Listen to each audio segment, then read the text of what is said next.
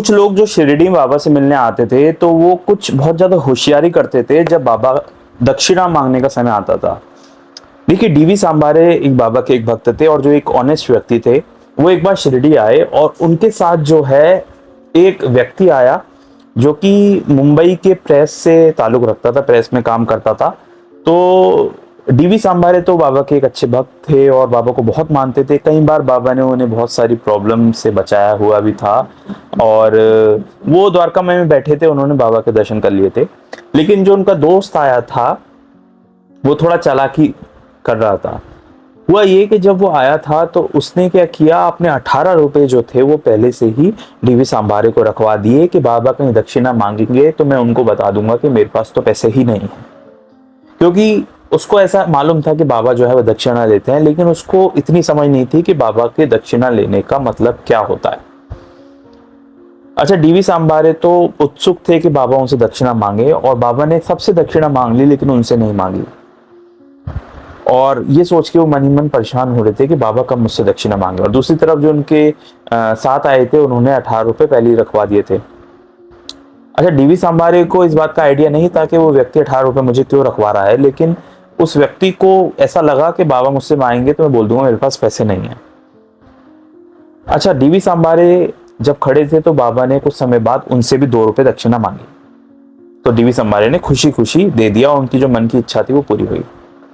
जो उनका दोस्त, जो साथी खड़ा था, जो मुंबई से आया था, उसकी तरफ बाबा ने देखा और उससे कहा कि मुझे 2 रुपए दक्षिणा दो। अब वो जो व्यक्ति था, इससे पहले वो कुछ बोलता तो बाबा ने एक चीज और बोली कि 2 रुपए दक्षिणा दो, और फिर डीवी सांबारे की तरफ इशारा करके बोला कि इससे लेकर दो, लाओ। उसके हाथ पैर ठंडे पड़ गए। वो ये सोच में पड़ गया कि मैंने तो पैसे रखवाए इनके पास थे और मैंने ये बताया भी नहीं, और मैं इससे पहले बोलता कि मेरे पास पैसे नहीं है, बाबा ने पहले ही बोल दिया कि इनसे लेकर दो। तो उसको डीवी सांबारे से 2 रुपए लेने पड़े और फिर बाबा को शर्मा शर्मी में बहुत शर्मिंदा हो गया और फिर बाबा को 2 रुपए देने पड़े।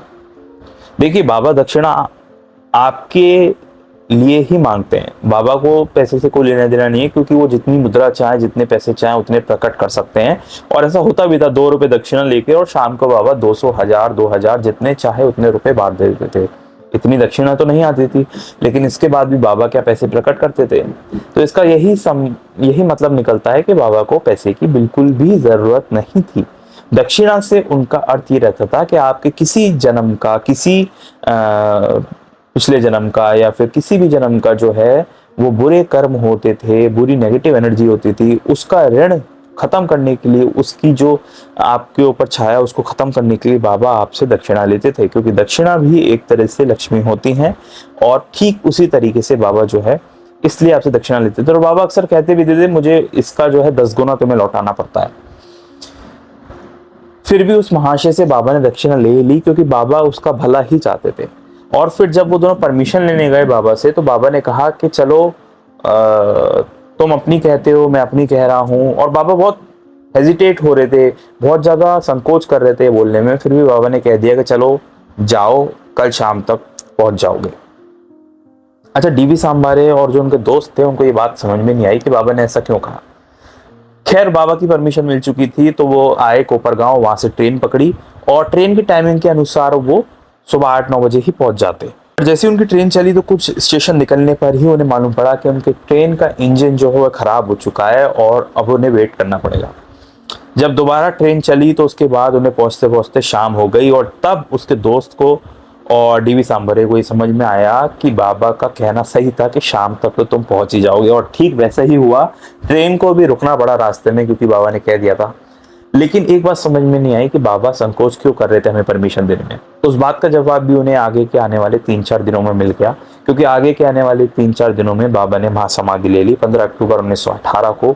ये सोचकर डीवी सांबारे को बहुत पछतावा हुआ, क्योंकि अगर वो 3-4 दिन और रुकते तो बाबा के अंतिम समय में उनके दर्शन हो पाते और वो बाबा के साथ ही रहते। और बाबा भी हेजिटेट कर रहे थे, बाबा भी संकोच कर रहे थे कि मुझे परमिशन देनी चाहिए या नहीं देनी चाहिए। लेकिन फिर भी क्योंकि भक्त की मर्जी थी तो बाबा ने उन्हें परमिशन दी और फिर 3-4 दिनों में बाबा ने महासमाधि ले ली।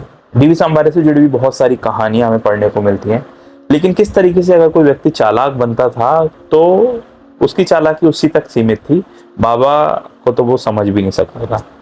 ऐसी ही ढेर सारी कहानियां बाबा से जुड़ी हुई, बाबा के भक्तों से जुड़ी हुई इस चैनल पर अपलोडेड हैं, जिन्हें मैं हमेशा पढ़ता रहता हूँ, समझता रहता हूँ और आप तक पहुँचाता रहता हूँ। और अगर आप बाबा से जुड़ी हुई कहानियां पढ़ना चाहते हैं, समझना चाहते हैं, सुनना चाहते हैं, तो इस चैनल को सब्सक्राइब कर सकते हैं। मिलेंगे एक नेक्स्ट वीडियो में एक नई कहानी के साथ, एक रियल हिस्ट्री के साथ। तब तक के लिए ओम साई राम।